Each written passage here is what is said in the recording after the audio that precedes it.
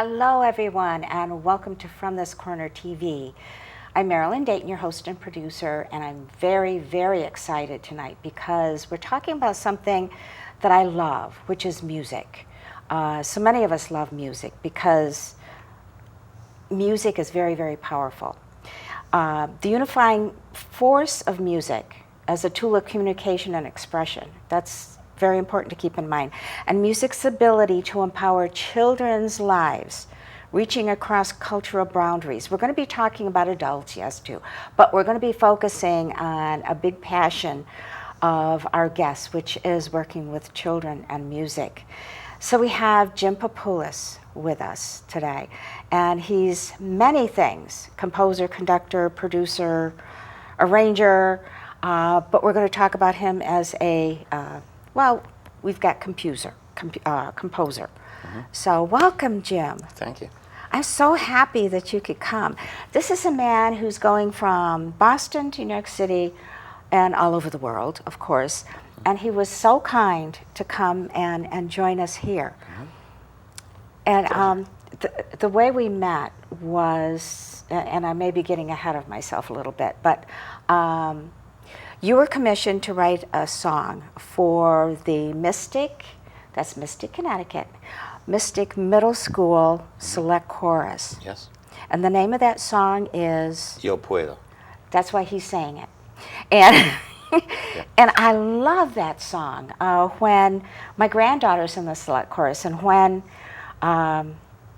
they were practicing it, I go to just about every one of my grandson's jazz band or band events and my granddaughter's chorus events. And at the LaGrua Center in Stonington, Connecticut, you were there. Mm-hmm. And you were working with the kids, and I was watching you and the passion that you have working with these children. Mm-hmm. It just showed, and the love that you have for music. Mm-hmm. So I'm going to shut up now, and I'm going to ask him some questions, okay? Let's start back at the beginning. How did you get into music, and how did you get into composing and conducting? Well, I grew up in a pretty musical home. My parents are not professional musicians, but my dad would play Chopin every night. My mom's a singer. And I started playing the flute in the first grade, actually. I loved what it did to me, and I have 4 sisters, and they all play. We had 2 flutes, violin, clarinet, and piano between the 5 of us. And when I was about 13, I wanted to all play together. And there was nothing written for 2 flutes, violin, clarinet, and piano. So I started out arranging some of my favorite classical pieces. I remember the first one I ever did was Mozart's Eine kleine Nachtmusik. And I wrote it out for exactly that instrumentation. And that was just I learned how to put things on the paper, learning about the notes and all that. Of course, I knew how to read music, but actually writing it down. And then gradually, in the end of my high school, I started writing. I thought, well, maybe I can write some original music like that. And so I started writing a little bit original music. And then I went to college, and I studied mathematics and music. My dad is a mathematician. Okay. And he always helped me with math, and that was always my strong point. So I was majoring in math and music. But, a big turning point in my life came in my sophomore year at the university. I was at the University of Pennsylvania down in Philadelphia, and I came home on spring break, and during all my spare time I would write music. And my dad noticed, he's from Greece, he grew up in Athens, and he, being a pure Greek, really, in the traditional sense, felt that, wow, if this is what your heart is actually telling you, maybe you should think actually about making this your career. And I sort of thought, well, I didn't want to be, what am I going to do as a music major? I didn't really know. But I remember that influence, that one conversation we had. And then I shifted after that spring break, and I decided to make math my minor, or music my major. And then I went on, and then I went on to graduate school in music. And that's sort of the beginning of how I started. And I came to New York City, where I got a job at a jingle house, writing television commercials, which is fun to do, but it was interesting in the sense that I got to learn about a lot of different styles of music, because with both film and with television, maybe it's going to be an orchestra, maybe it's going to be a hip hop beat, maybe it's going to be a cello and classical trumpet. I mean, like, it could be anything. So I had to sort of familiarize myself with all styles of music, which fortunately I had done because I was in a jazz ensemble in high school and in the classical orchestra. So I was kind of living in both worlds. And when I went to graduate school, I felt that there were a lot of people who were just classical musicians, or they were just jazz musicians, or they were just rock musicians, you know. So I like to try to write for all those styles and started fusing them together. So that was my original, that's sort of my musical journey. And then it all went on from there once I got to New York City. You know, You know what's amazing about your story is you're talking about math, which is logical. Then you're talking about music, which is creative. So you're using both sides of your brain, basically. well, I think they are pretty related. I mean, they're both analytical in a sense. You can't really touch math. You can't really touch music. I mean, it's notes on a page. There are some mathematical ways of looking at music, of course. So I think that there is, I've found that a lot of math people are very involved in music as well. It's interesting. Yeah. I didn't know that. Yeah. Okay, so here you were, the various musical genres, and you were in New York City. Now, you've worked with quite a few people Yes. in your career. Can you tell us about some of them? Sure. Well, I think that what was important for me as part of my evolution as a composer was when I got to New York City, I was interested in all kinds of music, and of course, being in the jingle world was one thing. But then I met this incredible man named Jeffrey Holder. He just passed away recently. We became very good friends. He directed The Wiz. He's very involved with Dance Theater of Harlem and Alvin Ailey. So he had heard some of my music, and he brought me into that world. And I had to write a 30-minute sort of classical / world / opera / hip hop journey for their 25th anniversary for Alvin Ailey.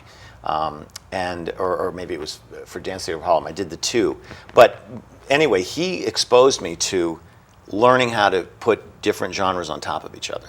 And he related it, I'll never forget. He said, because I was used to thinking analytically and going to school and say, oh my gosh, it's in D minor, so it has to be an F or a D or an A. But he wanted me to just wipe that knowledge clean from my brain. And he said, I want you to think as if you're on a stage and you have 3 dancers in front, and there's an evil snake lurking in the background. He's not going to be in the same tempo as those dancers. And I thought, oh, this is kind of cool, because I was doing some piano and flute thing in the beginning, and he said, okay, now I need something in the back. And I started doing the cello in the same time, in the same key. And he said, no, it has to be completely different, as if the snake was, so then the cello suddenly was in another key, in another tempo. And it really opened my mind to like, oh my gosh, this is really cool. So that's when I started layering, African djembes. My mother is from Africa. She was born and raised in the Congo. She used to sing to me a lot in Swahili, and I have a lot of African drums that she had brought back from Africa. Her parents were missionaries from Sweden, so she didn't come over here until she was about 15. So I thought, oh my gosh, African drums with classical music, with maybe some opera singing and maybe a little bit of hip hop in the middle there, that might be kind of cool. So I started fusing the styles together, and it was evocative of many things when you hear it. When I do music for films, I try to not make it just one. I mean, you want to create an environment. You don't want to create a melody and a chord. You want to sort of design the world, and you can design that world with music, which was just incredible to me. Wow, so he was a major influence, and I know who he is. Yes. It's just that's. So, where did you go from there? Who have been some of the people that you've worked with and what you've done? So from there, I started. I like to write for strings, so I got a couple of gigs doing string arrangements for some pop albums. That's how I started getting into that world. And then I started doing a lot of work. Fortunately, I've had the opportunity to work with the Tokyo String Quartet, Philharmonic Orchestras, all the way over to Snoop Dogg and Beyonce. I mean, so there's a big range there. Yeah. And what I think I've learned I think my classical understanding has given me a new light into the world of hip-hop, because a lot of the hip-hop producers grow up in a hip-hop studio, and that's what they do. It's just that. And a lot of the classical people grow up just in the classical world. So I've found that my classical elements help me with my chord changes, even in the hip-hop world. And the rhythms that I'm exploring in the hip-hop world have actually helped my classical music evolve. And I think that that is where music is really going. It's sort of becoming a sort of a hybrid form. I like to celebrate. I love classical music. I love Mozart. I love Beethoven. I love all the major composers and some of the not major composers.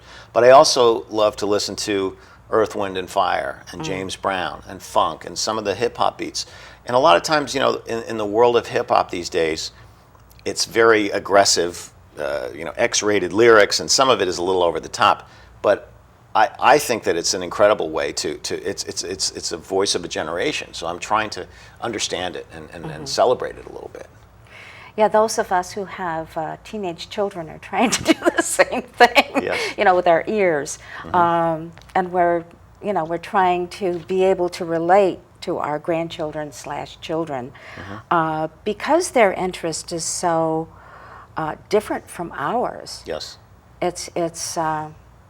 And of course, my dad was bluegrass Okay. player.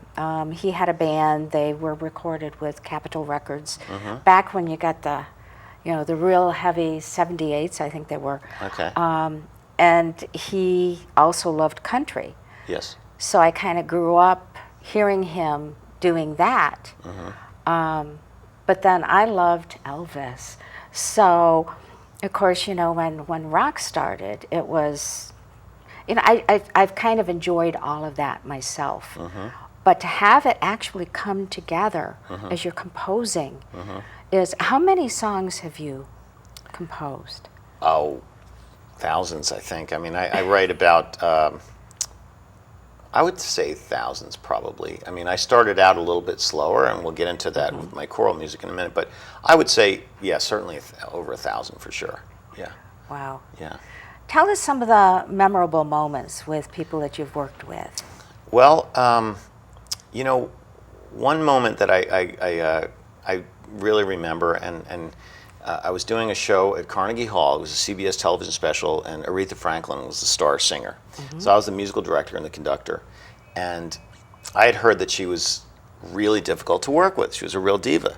And I thought, you know what? If anyone can be a diva, she can be a diva. I said, that's fine. I can deal with that. But I had heard these things, and I've learned in my life to, you have to understand it yourself. You can't take someone else's word for something.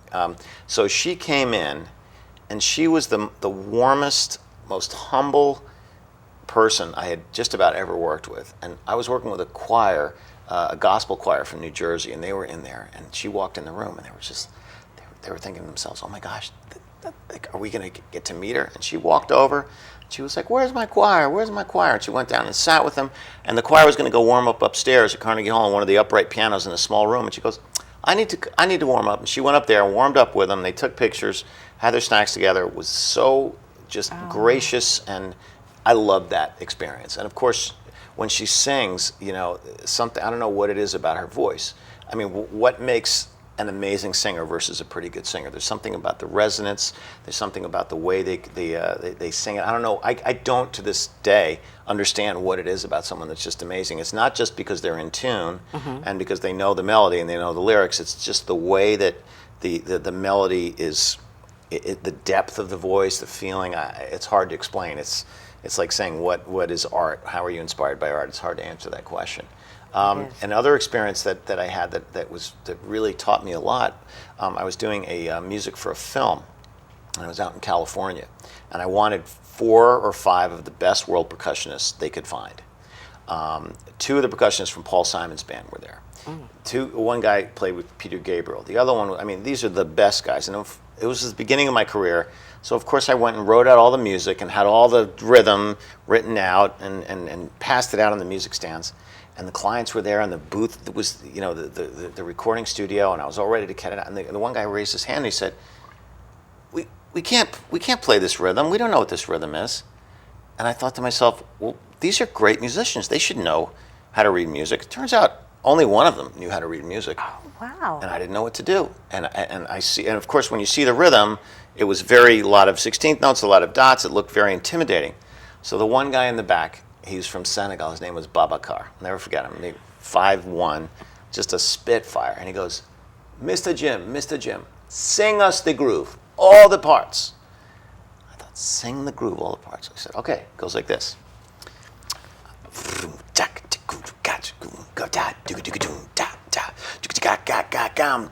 He goes, okay. And he counted off. 1, 2, 3, 4, bam. And there it was. They were feeling it. So it taught me a lot. Number one, you have to be able to feel the rhythm. If I'm going to talk with a 3-year-old and I'm going to say, these are 16th notes, this is a rest, you have to wait the time. They would look at me like I was crazy. But if I said, sing this, ba-da, boom, ba, ging, ga, ga, gam, re-da, ding, dum, da, dum, there it is. Okay, so so to me, the immediacy of what someone is learning is so much better than actually looking at it thinking, oh my gosh, these are the notes. And I found that when I work with a lot of classical pianists who are only focused on that mathematical division, they can't feel it. And I'm trying to learn how to teach that right now. So I'm really, Wow. because I'll work with these incredible pianists, but they can't groove because they're not used to going outside of that comfort zone. So that, to me, is what makes a piece just magical, when the elasticity is explored versus just the mathematical notes on a page. So that was my introduction to that. And if the musician doesn't feel it, we can't feel it. Oh, absolutely not. No, absolutely not. And maybe that's what it is about musicians who appeal to us the most. They're feeling their music, and that energy, or whatever you want to call it, is extended to us, whether it's through the radio, the TV, or in person. Yes. In person is best. I mean, you feel everything when you're at a concert. Absolutely. It's, amazing. So there's so many elements Yes, absolutely. to a musician that can transfer all of that to you. So you're trying to, I see where you're taking that math and that creative music and pulling it together in what you do. Well, absolutely. I mean, if I'm playing a piece by Bach, for example, Bach was very interested in mathematics, and it is very mathematical. It's almost formulaic the way that it's written out. To try to learn how to make that breathe is what makes it interesting. But I mean, a lot of that music is very, very mathematical, absolutely, in structure. So. That's amazing. Now, you've played all over the world. What stands out in your memory of your experience playing around the world? What are some of the things that have influenced you, maybe, as well as you enjoyed or learned something? Absolutely. I mean, I am a true believer that, I love rhythm. And I think, if you're with a couple of 2-year-olds and you start banging a beat, they're going to start moving to it. And every culture has music. There's no culture on the earth that doesn't have music. It's a part of our, I don't want to call it spirituality, it's our humanity, it's part of our enjoyment of, I don't know what else to call it, but every society in the history of humans has had music in their world.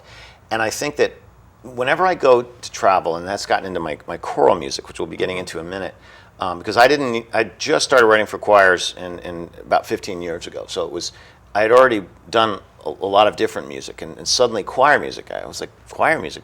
What's that? You mean like writing music for choirs? But through that work, I've gotten to travel. I've been to Asia a lot, and to South America, and in Africa, and Europe, and all over the place. And what I like to do is I like to go about 3 days early by myself and immerse myself with the percussionists of the region. Not the classical people who are in the orchestra, but the street folk musicians that play in the clubs and that know that kind of music. So when I was in Beijing, in China, for example, I went there and I got to work with these folk musicians, and I got to feel the rhythms of how, because once you hear the rhythm of a region, the melodies and the way that the melodies are formed they just fall into place. So I like to sit there and I just spend 5 or 6 hours with them. I'll get their drums. I have lots of drums. I'll play the drums. I'm a flutist, actually. That's my main instrument. But I'm at the piano all day long, and I play a lot of percussion. So I like to go there and get whatever flutes they had, and I like to hear their rhythms, play with them, learn from them, have them play me some music that they're interested in, try to pick apart what it is that makes it unique to that region, and learn about those rhythms. And then I'll go and I'll work with the children a couple days later. And so I think that most importantly, I've learned about the rhythms and what makes something feel funky or a part of that society. I know that the difference between a South African or a country, the Congo, for example, Congolese drumming, then you start making your way up to Africa, and then you're in Tunisia, and then you're in, then from the Middle East, and suddenly the rhythms, you can hear how it evolves and how it's fascinating, because depending on how far north you go, it's more of a, the djembe rhythms of the South Africa is a, boom, like that kind of a thing. And then suddenly you get more of a from the northern, and then as they start fusing together in the higher part of Africa, it's fascinating to me to hear these rhythms, to learn about the drums. And the lower Africa has the bigger drums, and as you get northern in Africa, there's more of a smaller drums that have a little more percussive, almost vocal element to them. So I like learning about all those drums and combining them together. When I was working in Japan, I worked with the big taiko drummers, which is just that big heartbeat, and it's like it's dance and it's movement at the same time. So it's fascinating to why does this rhythm make them, inspire them, and get them all excited versus a rhythm from Pakistan or a rhythm from the Congo. What is different about that? And then there's a whole other world in South America, which I just love. I mean, those beautiful South American rhythms with the flutes. I have a lot of South American flutes that I've gotten to learn about what that is, and then to try to fuse them together a little bit. To me, that's where my music is headed. I don't know if there are very many musicians who do what you do. Are there? I don't know. I mean, I think that everyone's journey is completely unique, I think. And to actually go to these countries around the world, and so much of their culture and their music starts with their religion, and then it develops, over time to almost like their daily lives. And right. I know when I was in Japan for my son's wedding there, he married this wonderful Japanese girl. He lives and works there. Oh my gosh. Okay. And they had a Shinto wedding, and the priest, who did a lot of chanting, he had this huge drum that was hanging, and he'd go over and he'd hit the drum, and it was significant in the ceremony. With a mallet? He had a mallet? Yeah, he had a great big thing that he, like a great mallet, big soft mallet. Okay. Yeah, and it was, and then they had chimes and everything. But it wasn't a bell. It didn't sustain. No, it didn't sustain. Thud, it was one thud. Gotcha. Okay. And he would do, multiple thuds. Was it a taiko drum? Was it a big drum? Big, huge, big. And was it vertical or was it horizontal? Do you remember? It was hanging vertically. Yeah, that might have been a taiko drum, possibly. It had two sides on it, right? The drum? Yeah, it has two sides on it. Okay. Okay, now I know what it's called. Could be. Of course, the best part of that wedding, as you well know because I've told you before, was the fact that we all got to drink sake. Okay. To unite the families. But anyway, back to music. Okay. Let's see, do I want to go into children yet? Yeah, I think what we want to do at this point in time is we want to show people that clip that you were generous enough to share with us. Okay. And so I'm going to ask Frank to bring up that clip. It's very short, but it kind of gives you an idea of who this man is, what he's done, and what his passion is. So if Frank, you can run that would be great. Thank you.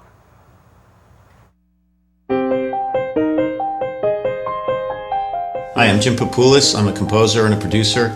I write music from all different styles, from classical music to pop to jazz to world. I'm doing some percussion overdubs on this vocal piece. So here it is. I use drums. Each finger has a different drum.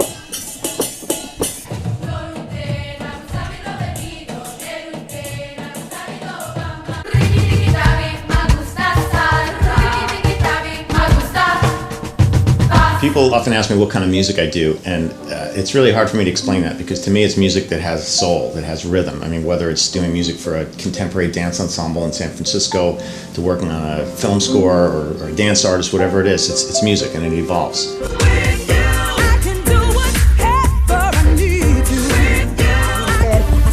Can we talk if you wanna get to know me? Boy, you're gonna have to show me how you're gonna get me out of the club. Life around, listen to the people. Give us all, my voice is calling. Can you see? Look in my eyes. It's not really formula traditional, and it's exploring from styles all over. I mean, it might be a classical style, it might be an R&B style, it might be an African style. I like to sort of combine those elements together to create some sort of sound that is sort of an evolution in music rather than a particular genre.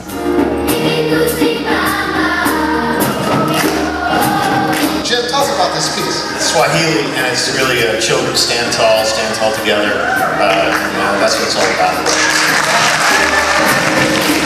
Hopefully the music that I write for any project will have part of my heart and soul into it, and I will also understand what they want to get out of it. To me, it's that combination that makes it magic. It's not a formula, it's not just this, it's not hip-hop, it's not world, it's something that evolves and has some kind of heart.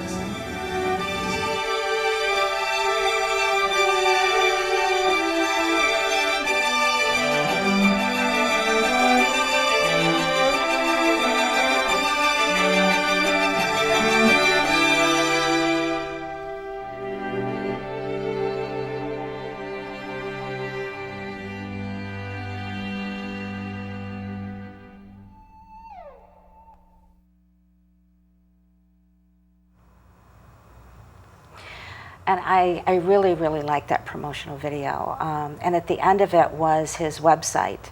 And if you want to know more about this very talented man with so much passion with his music, go to his website and check it out. Okay, there's a lot more information there. What we're going to do right now is we're going to take a short break. And then we're going to come back and we're going to talk more about music and children. Okay, so stay with us. We'll be right back. Can you help me with this? My new dad teaches me all kinds of stuff. Sure. He helps me with homework. That would be 3.6795. Thanks. Yep. He helps me with my decision making. I wouldn't use this one. Ever. And he's even teaching me how to drive. And that's why cars have bumpers. I'm learning so much. You don't have to be perfect to be a perfect parent. Thousands of kids in foster care will take you just as you are. When some people struggle with their mortgage payments, they become frozen, petrified. Not knowing what to do, they do nothing.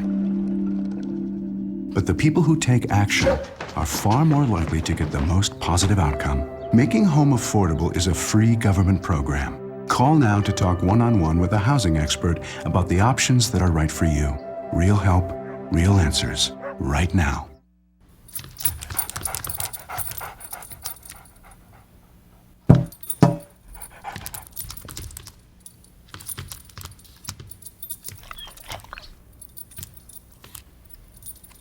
There's a shelter pet who wants to meet you. Meet one today. Visit theshelterpetproject.org. Adopt. And welcome back. We're here with Jim Papoulis, who is a composer and many other things. He believes that music can heal, educate, celebrate, and empower the lives of children and adults too. And that's what we're going to focus on now, your work with children. Jim, tell us how you got into that interest, working with children. Well, when I first came to New York, I was doing jingles, and one of the jingle producers was on the board of some big organization that the UN was sponsoring. It was called the Earth Run. It was a run for peace that they had. Mm-hmm. And interestingly enough, Bruce Jenner ran the torch because he was an Olympic athlete. I mean, this was in the late 80s. But they needed a theme song. And Stevie Wonder was supposed to write the theme song for this event. And about 2 weeks before the event, he got sick, he canceled out, he couldn't do it. And the jingle producer who was in my studio, I was doing a commercial for something, I can't quite remember what it was. I heard her on the phone, and she was just like, "Oh my gosh, what are we going to do? We need to do the song." And I asked her, I said, "Well, what is it?" She said, "Well, we need a song. It's called Let's Give the World a Chance," is the name of it. We just know the title. And it's about peace, it's about working together, and it's all that. And I said, "Well, I think I could put that together for you." And she goes, "Well, we have the presentation is on Monday. This is Thursday." I said, I will have a song for you." So I quickly did a lot of research, listened to a lot of songs, got a children's choir together, wrote the song, brought the choir in my studio on that Sunday, recorded the piece, and then they presented it, and they just loved it. And then 2 weeks later, I was on Good Morning America talking about the song. It was an incredible journey for me. And then we recorded it with the New York Philharmonic Strings. We had a big children's choir come in and do it. I mean, it was just an incredible opportunity, and it really opened my eyes. And then we performed it with a 350-member international children's choir on the steps of the United Nations. Wow. So I was now I'm a children's choir person. I mean, that's kind of the way things work. You get not pigeonholed, but people say, "Oh, this is a children's choir person." So that sort of whet my palate on the children's choir. And then it was a few years later, I started doing more music, films, and all that kind of thing. And then I realized that, wow, children are incredible to work with, and the human voice is just an incredible part of music. So I started writing some music for children, and that's what became the beginning of the foundation, and that's where it formed into that. So that was the beginning of what of my journey with children's choir, and then the foundation grew out of that. Now, had you ever worked with Stevie Wonder? No, I have never worked with Stevie Wonder. I have. No. You have? Oh my and God. It's interesting. I'll tell you a really quick story here, and then we're going to get back to that. I was working with Eastman Kodak Company and their battery division, and met my third husband there, actually. But anyway, we needed a song. We all went to New York City, and I was a subcontractor to the actual agency, so I was pulled in on that. And so we were ready to work with Stevie Wonder. And I had actually met Stevie Wonder when he was young, when I was doing my radio show when I was a teen that coordinated with Dick Clark's American Bandstand. So I had met him, and I was anxious to see if he remembered me, which he did. But the interesting thing with him was he can't see night and day. So he does not think about night and day as being two separate things. So he wasn't ready to work until 2 o'clock in the morning. So we all kind of went back to our hotel rooms and took a nap and waited for the call. We got the call, and so we were there pretty much through the night working with Stevie Wonder with his music, and it was very interesting because it's a different way than we are used to working, because when you are a blind person, your senses work apparently differently. Sure. And so it was just interesting. Yeah. It really was. Awesome. What a talent. Oh, what a talent. Yeah. So here you were. Now you found something that you can be really passionate about. Tell us about the foundation. So the foundation started 15 years ago, and it just seemed, I was reading the New York Times every morning then, and I thought, it seemed like everywhere I turned, there was this incredible couple of months where everywhere I turned, it was children being subjected to very adverse conditions. That was I just wondered how they could possibly grow up to be loving, caring, kind people. And it was striking. It just, everywhere I turned, I would pick up the paper, turn around, there it was, people, just horrible things happening to children. And I thought, wow, now that I've got my music career going along, where do I want to go with it? And I said, I think I would like to create a foundation. So a few of us got together and we created the Foundation for Small Voices. And the concept is we're going to raise money for children and music, especially underserved children, music, and youth throughout the world. That's how we decided to start. And it just so happens that about 4 months later, Hyatt Hotels, Hyatt International, they had committed to a pretty large figure to another foundation, and they had to give that money away by November 15th, I believe it was.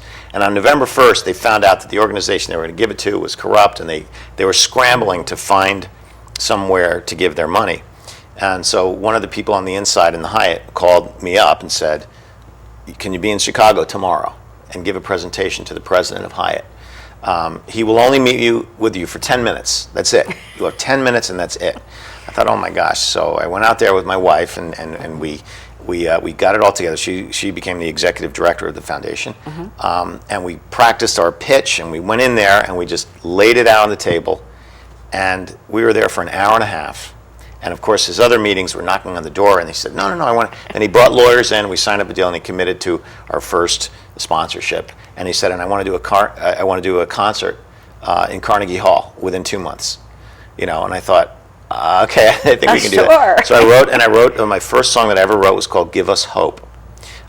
It was for children's choir. So we did the concert. It was actually the first concert of the millennium in Carnegie Hall. In January of 2000.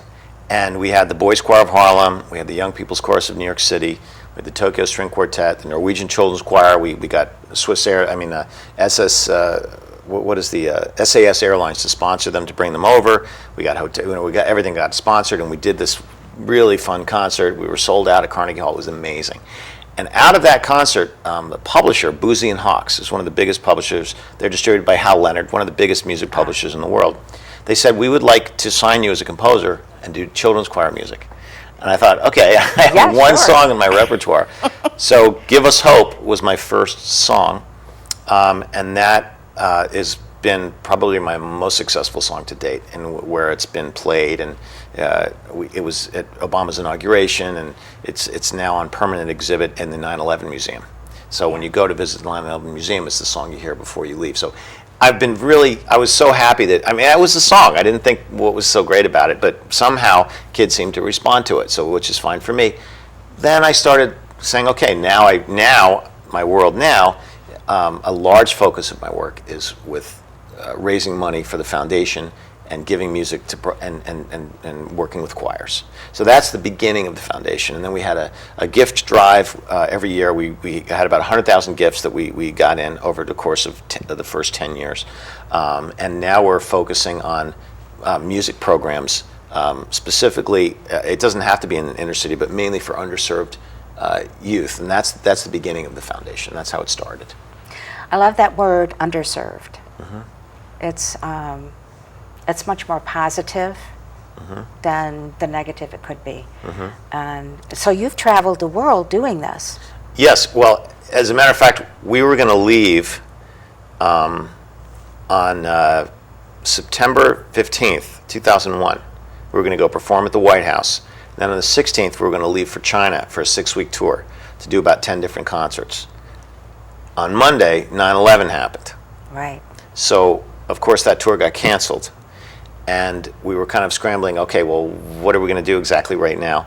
And then I was going to schedule to go to Miami to work with the Miami Children's Chorus in the end of October after our tour in China to do a songwriting workshop with a choir where we create a song out of thin air, and I'll explain it. I'll talk about that in a minute. But I talked to the director and I said, well, maybe we should cancel it, and he said to me, his name is Timothy Sharp. He's an incredible musical director. With the Miami Children's Chorus. And he said, you know what, now is probably the best time for a songwriting workshop. And another song grew out of that, and it's called We Will, and it's about being strong after something has happened and being able to move on with your life with joy and reverence. And it became a published song, and now it's done by a lot of choirs. So then it turned into doing a lot of songwriting workshops. And what a songwriting workshop is I will go into a community and I will meet a choir for the first time, and we'll create a song out of thin air. And we'll write it, and I'll usually end up publishing it. And we write it in about 2 sessions, about an hour and a half each. Then I bring in a portable recording unit, and I record it and then I bring it back to my studio, produce the track, and then come back, and then we have a completed, done, published piece and a CD and an actual mixed track of the piece. And it's been a very incredible journey for me because I have done it with the best of the best choirs, with the London Boys Choir and the Chicago Children's Choir, and I've also done it with incarcerated teens in Houston, with homeless children from Tanzania, I mean, to the inner city in Chicago, to kids in South America, and I've written probably about, I would say about 200 songs maybe, or 300 by at this point, that came out of just literally talking with them and working with them and creating a song together. Now, when you're talking with them, you're Yes. pulling information from them about their feelings, Absolutely. thoughts, and Right. ideas, and that's where the song comes from? Yes, because all the music I write for choirs is sung from the vantage point of the person singing it. It's not this preachy kind of a, I had gone around when I first got signed by Boozy and Hawks, I went around with a notebook. I was going to go to a lot of concerts. Being an academically inclined person, I wanted to go to a number of concerts, take some notes, find out what works. So I was going to write down what worked, and I went to about 20 concerts in a 3-month period, and it became a notebook filled of what never to do. Because the cheesy lyrics, the lack of groove, it just didn't inspire me at all. And the kids were not enjoying it. So I said, I want to do some stuff with some body movement. I want to do some pieces in Swahili. I want to put some chanting into it, some huh, ha, doom, doom, doom, yeah, that kind of fun stuff. The kids like to sing. And Yeah. the kids like to sing it. The audience likes to hear it, and everyone's alive, and that's what music is to me. I mean, and that's how that sort of grew out of that. Now, how do you keep this foundation going? Well, we have private and corporate donors. That is in today's economy. Obviously, it has come down. Yeah. But we so it's mostly donations from people and some corporations, and we've just started something, a project through the foundation to raise money. It's called Music Changes the World, and I'm in contact with many choirs throughout the world, over probably 100,000 that I work with, and that have done my music, and I'm in contact with them. And I thought, all right, I'm going to challenge them. Let's create a song and an organization and a global choir community called Music Changes the World. And we're going to ask these choirs to commit to raising $100, which is not a lot for a 50-piece choir. You can do that in a bake sale, Yeah, right? yeah. But the magic of it is just like a choir. If you have a 200-piece choir, you take one singer away, it's still going to be a choir. You take two away, it's still going to, but it's what makes the choir is the individuals. So if we can all join as a group and we need 5,000 choirs, we can write $500,000. I mean, and we can, all the money goes to scholarship funds, to music programs being cut, to giving music to people, and then we have some corporate people that say, well, we want to give more than $100, and I'll say, fine, that will sponsor $2,000. Will sponsor 20 choirs to join this community. We're going to have an online presence where you in Taiwan could meet a group from Stonington or Mystic, Connecticut, and you'll be able to communicate with them. And then I'm writing a song, which I'm writing literally right now this week on the train. I was working on it. And the name of the song is Music Changes the World. So we're going to publish that, and then all the proceeds are going to go to this. So it's we're also doing, we're actually looking for a seed grant right now to start a scholarship program. We're just beginning to explore this because we've just structured the foundation recently. And so that's where it comes from. It's individuals, but we kind of like it when they're in these small amounts with the $100 because it sort of is a metaphor for the choir of sorts. So that's where we're kind of going right now. And if someone's watching and they want to donate, they can donate right on your website, correct? That's correct, yes. Foundationforsmallvoices.org. And there it is. And also, if there's a musical director of a choir that says, we would like to commission you to write a song for our group, Absolutely. They can contact you through your website.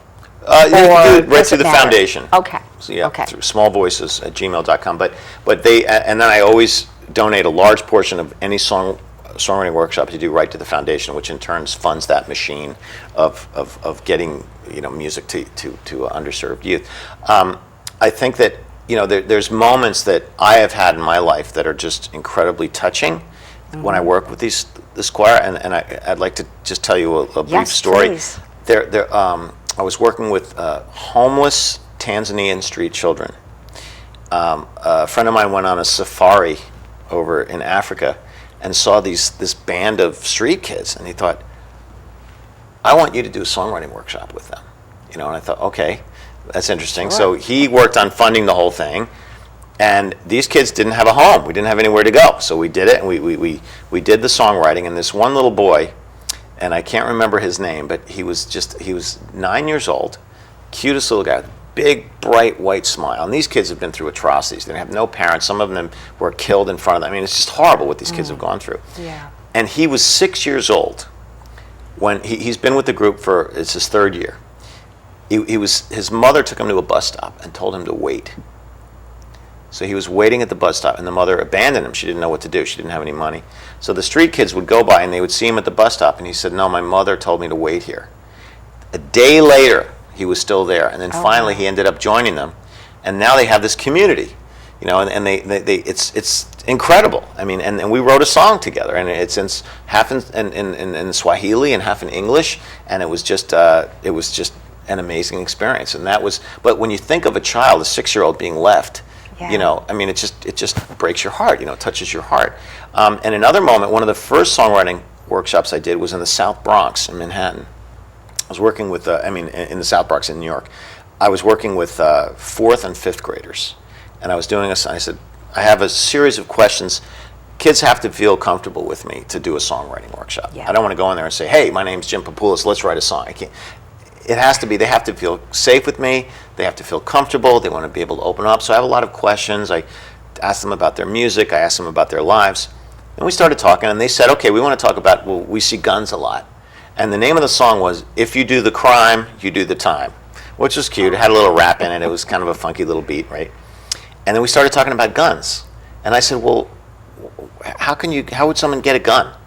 And, you know, oh, you just go down on the street and buy it. And I said, I mean, how much was a gun cost? And this 4th grade girl raised her hand with her little pigtails and her innocent eyes, and she looked up at me and she said, depends on what kind of gun you want to buy. And I thought, oh my God. I mean, you can't not be moved by what these kids are involved in. But so anyway, that was just a little story, and wow. It's been it's been quite an experience. It sure has. Yeah. I know the effect you've had on my granddaughter and their teacher and the select chorus. It's like they're so proud that this man wrote a song for them, and they love the song. We all love the song. I mean, I'm sitting there going, da-ba-doo, da-ba-doo. You know, it's a great song. It's a great song. And what's next for you?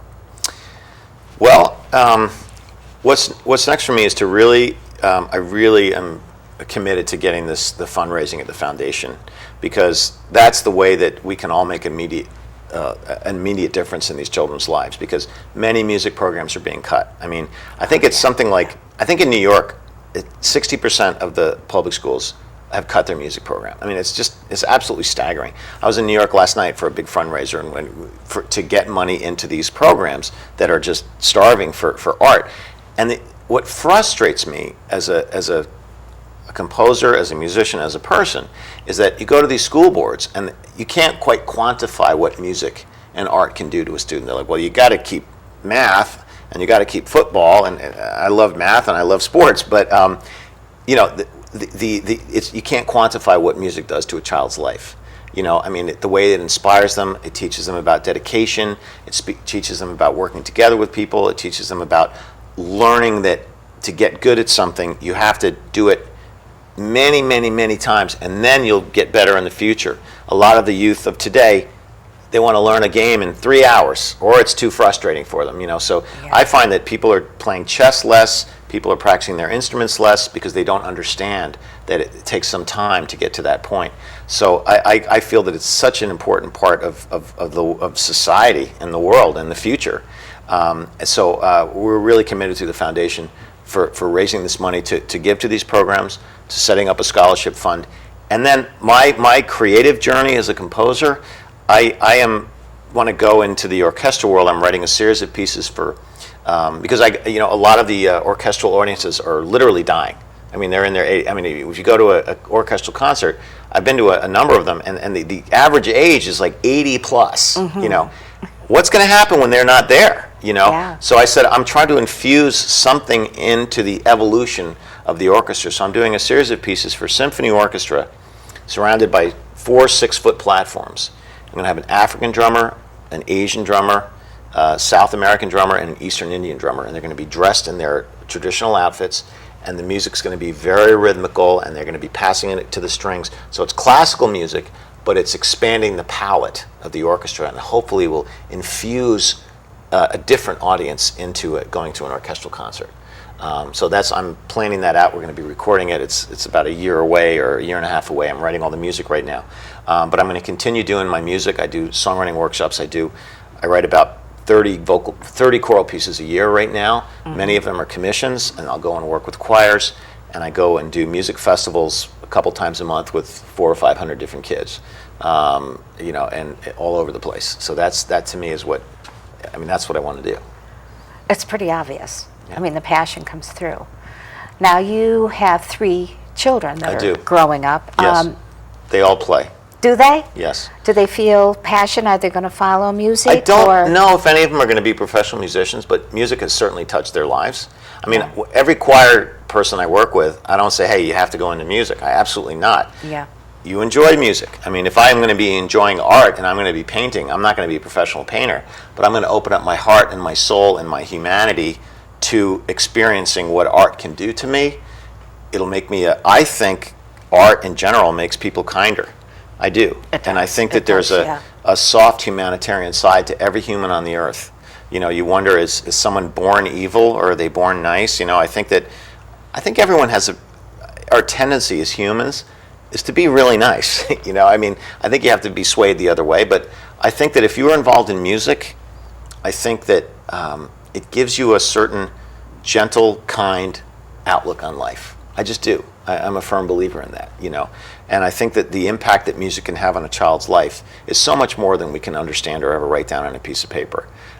So I would rather go and work with a choir, you know, to do some gig with some pop star somewhere on some TV show, or can I go and work with, you know, incarcerated teens in Houston, which is what I did a couple years ago. And it was just one of the most moving experiences I ever had in my life, you know, talking to these boys about why they were there, what they wanted to do, getting them to open up a little bit. You know, I was working, every summer I go to Minneapolis. General Mills sponsors me. They committed me for 20 years. Wow. I'm in the 8th year of a 20-year commitment. And I go out and I spend a week with kids in the inner city. And they come in every day, I work with them about 2.5 hours a day, treat them like a real choir. We do a recording session, we do a songwriting workshop, and then we do a concert at the end of the week.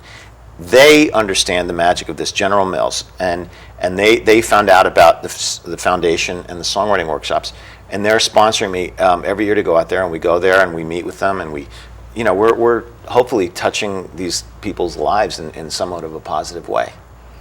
And I think it's obvious that you are. I know music for me has always been therapeutic. Whenever I felt down, whenever I felt tired, whenever I felt stuck in my creative processes, I would put on music. When I had my ad agency years ago, people knew coming down the hallway that they were getting closer to my offices because they could hear the classical music. I used to create classical music. It would put me in the right mood. I don't use as much classical music today because things have changed, because we're talking about the 80s here. Yes. But I've always loved classical music. I've always loved jazz. And my grandchildren are teaching me about other music, and I'm starting to get it, I think. And it's magical. It's very powerful. It changes your attitude. It changes your feelings. It changes you physically. There is a new product out that I learned about Saturday at a retreat, and I'm not going to talk too much about what it is, but basically it is contained in these earphones, and you put them on and you hear this classical music, and it's supposed to make you feel peaceful and bring your stress down, but there's also some kind of a pulse that's going on that you're unaware of. and it affects your nervous system in a positive way. And so music, I agree with you, music is a part of our lives. Music is going to continue, hopefully, to be a part of our lives. And one of the reasons why I asked you to come on the show was because I just don't agree when these school districts cut back on music. And you're right, you can't quantify it, you can't qualify it, you can't explain it in the terms that another type of learning process would be. But it's just so important, which is why in a few weeks I've got the director of course of vocal music at Mystic Middle School, Ellen, is going to come on the show, and with her is going to be the band director at Mystic Middle. Yeah. And Jim and Ellen are going to talk with us about how they've seen music change children. And I just, I'm kind of committed to that, and I want to make sure that the message gets through. Okay? So if you haven't written this down, okay, and you want to get in touch with this gentleman, you want to donate, there is the information right there. Write it down, and just do what you feel like doing, whether you want to donate, whether you want to say, I want you to do a workshop with our children, whatever the situation is. And I want to thank you so much for coming on the show. I appreciate it, and I know our viewers have enjoyed this very much. Oh, my pleasure. And I like to end the show with a quote every time, as you well know. And I actually found this that was written by Plato, okay? My great uncle. Yeah! Okay. And I just love what he says.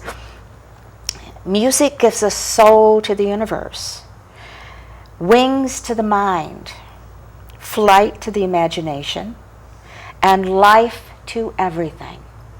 And I think that kind of sums it up, don't you? It does. I want to thank you so much for joining us today. And as always, if you have a comment, an idea for a show, I'm always open to your ideas. So there's my email address.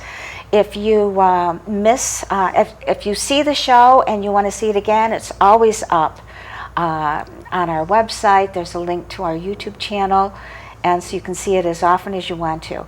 And I want to thank you so much for joining us, and we look forward to our next show, and we will see you then.